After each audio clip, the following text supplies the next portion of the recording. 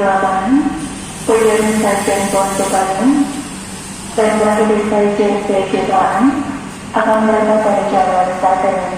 Terima kasih. Alat tujuh ini, dan tidak dapat penggunaan yang terjadi.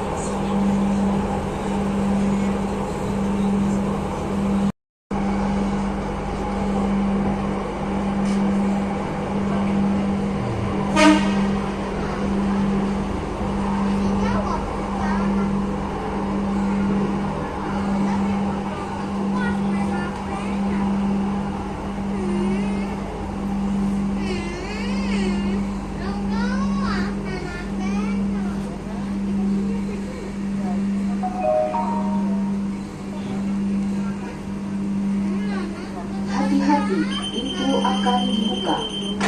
Dari stasiun Bawang dan melanjut di stasiun TJ akan berada